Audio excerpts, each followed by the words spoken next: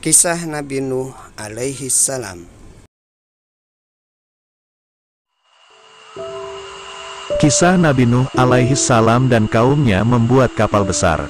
Nabi Nuh alaihi salam merupakan nabi yang melakukan dakwah selama 500 tahun dan meninggal di usia 950 tahun. Nabi Nuh alaihi salam diutus oleh Allah subhanahu wa ta'ala di antara kaum penyembah berhala. Mereka yakin bahwa menyembah berhala dapat membawa kebaikan dan menolak bala. Nabi Nuh alaihi salam berdakwah dengan sekuat tenaga kepada kaumnya yang keras kepala. Namun demikian, selama berdakwah ia hanya mendapatkan 70 hingga 80 pengikut saja. Suatu ketika, Nabi Nuh alaihi salam kemudian berdoa kepada Allah subhanahu wa ta'ala. Nabi Nuh alaihi salam berdoa supaya kaumnya diberi hidayah. Allah subhanahu wa ta'ala mengabulkan doa tersebut dan memerintahkan Nabi Nuh dan pengikutnya untuk membuat sebuah perahu besar. Nabi Nuh alaihi salam dan para pengikutnya yang setia akhirnya membuat perahu di atas bukit. Mereka menebang pohon dan menggunakan kayu-kayunya untuk membuat kapal. Kaum Nabi Nuh alaihi salam yang keras kepala malah mengolok-olok pekerjaan tersebut. Mereka bahkan berani melempar kotoran kepada Nabi Nuh alaihi salam dan para pengikutnya ketika mereka sedang membuat kapal.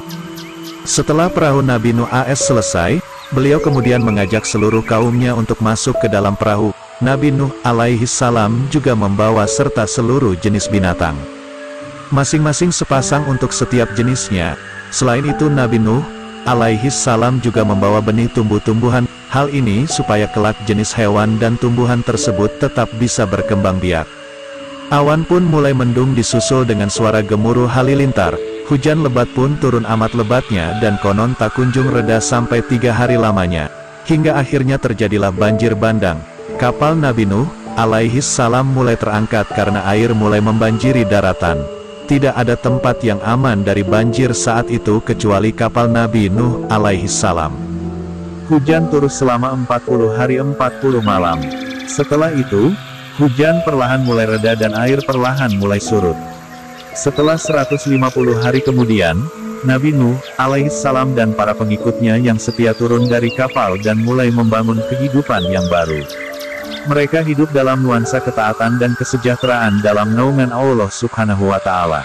Keturunan Nabi Nuh alaihi salam semakin banyak dan menyebar ke seluruh pelosok bumi. Kisah Kan'an anak Nabi Nuh yang durhaka. Selain kisah tentang umat Nabi Nuh alaihi salam, cerita mengenai keluarga dan anak-anaknya juga menyimpan banyak pesan moral untuk anak, bunda. Nabi Nuh alaihi salam memiliki 4 orang putra yaitu Syam, Han, Yafits, dan Kan'an. Pada saat banjir bandang terjadi, semua anak Nabi Nuh alaihi salam berada di dalam kapal, kecuali Kan'an. Ia termasuk dalam kaum pembangkang yang menolak ajakan Nabi Nuh alaihi salam, ayahnya sendiri. "Hai anakku, marilah ikut bersama kami. Janganlah engkau turut bersama orang-orang kafir," kata Nabi Nuh alaihi salam mengajak Kan'an. Namun dengan sombongnya, Kan'an menolak ajakan ayahnya. Saat banjir bandang semakin tinggi, Kan'an tak luput ikut terombang-ambing. Ia hanya menggunakan sebilah kayu untuk tetap mengapung. Nabi Nuh alaihi salam sempat berteriak memanggil anaknya tersebut agar naik ke atas kapal. "Naiklah ke perahu bersamaku," ajak Nabi Nuh alaihi salam. Akan tetapi, Kan'an tetap menolak dan terus berenang ke arah gunung. Padahal Nabi Nuh alaihi salam telah memperingatkan Kan'an bahwa tidak akan ada yang selamat dari azab Allah subhanahu wa ta'ala. Hingga akhirnya ia pun ikut tenggelam bersama dengan orang-orang durhaka lain yang menentang ajaran Nabi Nuh alaihi salam. Nabi Nuh alaihi salam sangat bersedih dan menyesali sikap putranya yang tetap keras sampai saat terakhir menjelang ajalnya. Allah subhanahu wa ta'ala kemudian mengingatkan dan menghibur Nabi Nuh alaihi salam meski putranya adalah keluarga sendiri, namun ia termasuk kafir karena menentang ajarannya. Hikmah cerita dari kisah Nabi Nuh alaihi salam untuk diajarkan kepada anak-anak kita.